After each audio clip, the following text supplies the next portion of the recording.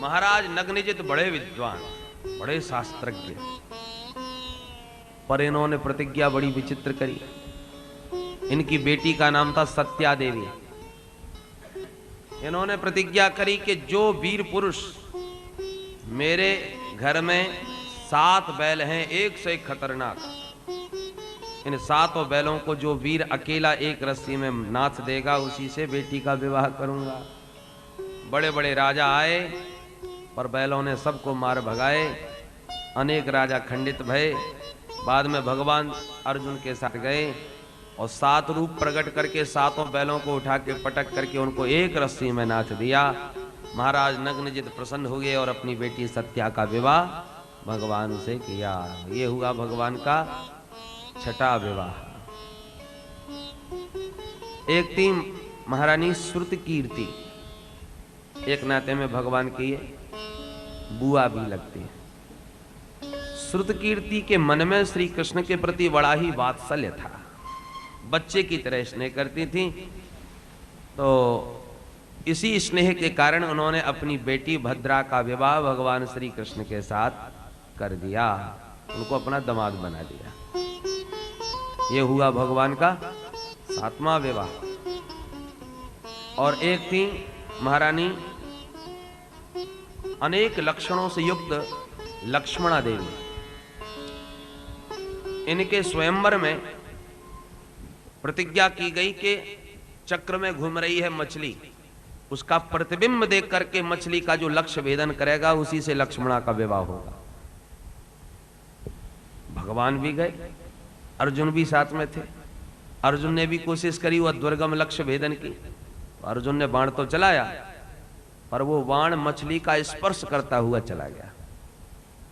भगवान ने ये दुर्गम लक्ष्य भेदन किया और लक्ष्मणा नाम की कन्या से स्वयंवर में विवाह किया। ये हुआ 8वां विवाह। ऐसे 8 विवाह तो अलग अलग हुए, पर भौमासुर को मार करके 16,100 विवाह एक दिन में ही हो गए। महाराज वो कैसे हुए? बोले सुनो। एक भौमासुर नाम का दानव, ये भूमि पुत्र था इसलिए भौमासुर कहा जाता है। वस्तुतः इसका नाम था नरकासुर। ये प्राग ज्योतिषपुर का रहने वाला, चारों तरफ इसकी नगरी बड़ी ही सुरक्षित थी। बड़ा भारी पानी की झील और उसके बाद एक अग्नि का परकोटा, उसके अंदर रहने वाला ये इसकी छोटी सी नगरी भौमासुर की। अंदर जाने का केवल एक ही प्रमुख द्वार था। उस दरवाजे पर 5 मुख वाला एक दानव रहता था, सुरक्षा में पहरेदार बना।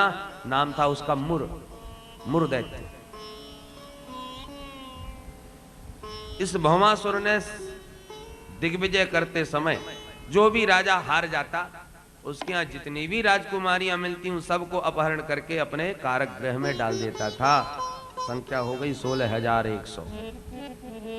इतना बलवान था कि स्वर्ग में देवताओं को भी इसने पराजित कर दिया और देवताओं की माता अदिति के कुंडल हरण करके ले आया, जो बहुत ही बहुमूल्य थे। भगवान को जब इसकी दुष्टता के बारे में पता चला, तो उन राजकुमारियों को इसके आतंक से मुक्ति दिलाने के लिए गरुड़ारूढ़ होकर के सत्यभामा के साथ भगवान अकेले चल पड़े। कोई सैन्य बल नहीं, केवल सत्यभामा साथ में, और गरुड़ पर बैठ के भगवान पहुंचे प्राग ज्योतिषपुर। इसकी नगरी में प्रवेश करने से पूर्व मुर दैत्य से बड़ा भयंकर युद्ध हुआ। भगवान ने सुदर्शन से उसके 5 सिर काट दिए।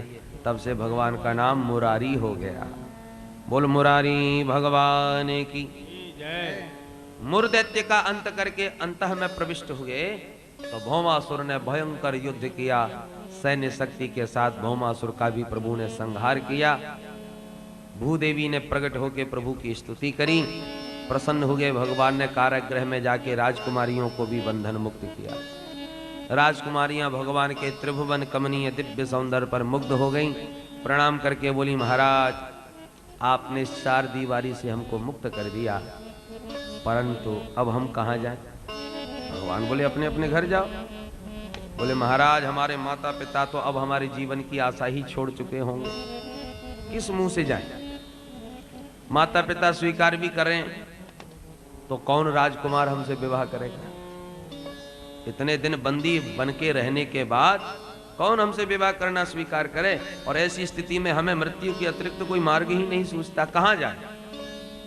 भगवान बोले, देवियों, जीवन में इतना निराश उदास होने की आवश्यकता नहीं। जिसके जीवन के सारे मार्ग बंद हो जाते हैं उसके लिए मेरे घर का दरवाजा खुला रहता है।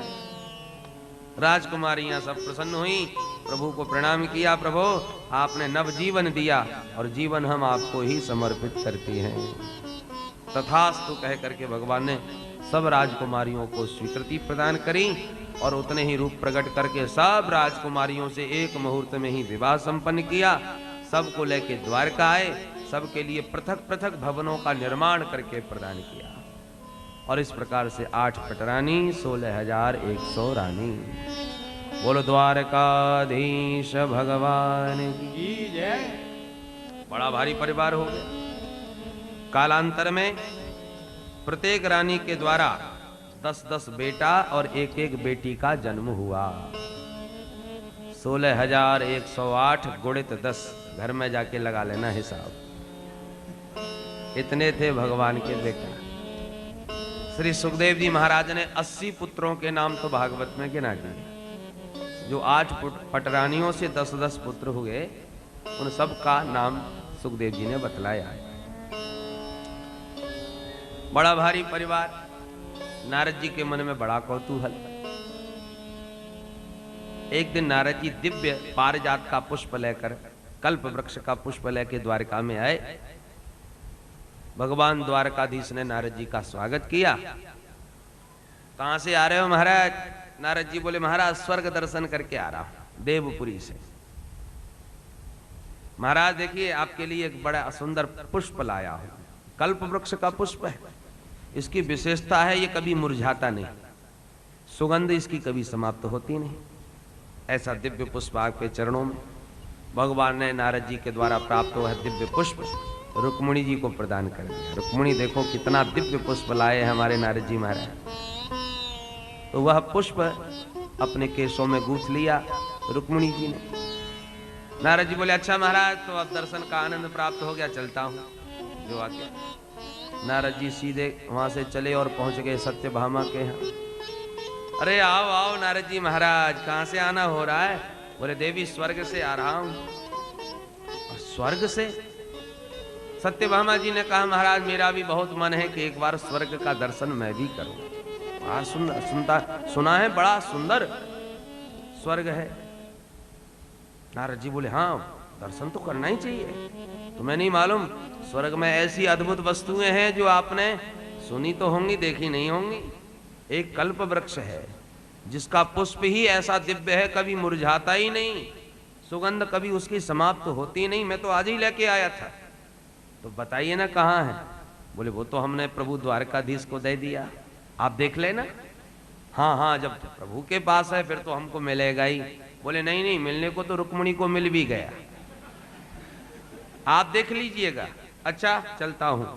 यो नारद जी कह के चले गए। अब सत्यभामा का माथा गर्म। इतना दिव्य पुष्प लेकर के आए नारद जी महाराज। प्रभु ने मुझे दिखाना भी उचित नहीं समझा, रुक्मिणी को दे भी दिया। क्या हमारा कोई अधिकार नहीं? कोप भवन में जाके बैठ गए। भगवान को जब पता चला तो समझ गए नारद जी की करामात। मुस्कुरा के सत्यभामा को मनाया। सत्यभामा एक बात सुनने को तैयार नहीं।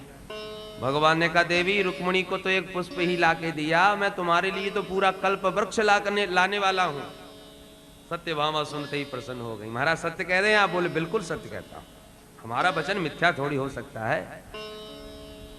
और एक दिन भगवान सत्यभामा को लेके बोले, चलो तुम्हें स्वर्ग का भी दर्शन करा लाएं, स्वर्गपुरी घुमा लाएं और वहीं से तुम्हारे लिए कल्प वृक्ष ले आएंगे। सत्यभामा परम प्रसन्न गरुड़ पर आरूढ़ होकर के भगवान सत्यभामा के साथ चल पड़े। सीधे पहुंचे स्वर्गपुरी।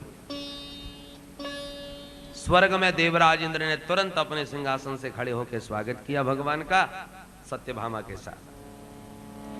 भौमासुर को मार करके जो अदिति माँ के कुंडल प्राप्त हुए थे भगवान को, वो कुंडल भगवान ने इंद्र को प्रदान कर दिया। देखो भाई, तुम्हारी माँ का अपमान किया था भौमासुर ने, कुंडल छीन के ले गया था, मैं वही सब लौटाने आया था। तब तो इंद्र बड़ा खुश हुआ, बड़ा भारी सम्मान किया भगवान का। महाराज, हमारी माँ की आपने इज्जत रख ली। हमारी माँ बड़ी उदास थी कुंडलों के बिना। अब आइए आपको स्वर्ग का दर्शन करा दे। भ्रमण कराया, पूरा दिखाया। जहां सत्यभामा ने कल्प वृक्ष को देखा, बड़ी प्रसन्न। इंद्र ने उसकी महिमा सुनानी प्रारंभ करी। महाराज, ये ऐसा अनोखा वृक्ष है, इसके नीचे बैठ के जो मांगो सो मिल जाए। कामना को तत्क्षण पूर्ण करता है। पुष्प इसके कभी मुरझाते नहीं। सत्यभामा बार बार इशारा करने लगी भगवान को, अब चर्चा कर कीजिए ना लेने की। भगवान बोले हाँ हाँ कहता हूं, इतनी जल्दी क्या है। प्रसंग छेड़ दिया। जब पूरी महिमा सुन ली, भाई देवराज, हमको आपका स्वर्ग बड़ा पसंद आया। हम चाहते हैं यहां से कुछ ऐसी निशानी लेके जाएं कि सबको दिखा पाए। लोग विदेश जाते हैं तो कुछ निशानी लाते हैं, देखो हम वहां से ये लाए, तो हम भी तो जाके दिखाएं किसी को। कहिए महाराज, क्या सेवा करूं। भगवान बोले, कल्प वृक्ष हमें बहुत पसंद आ गया, विशेषकर हमारी देवी जी को।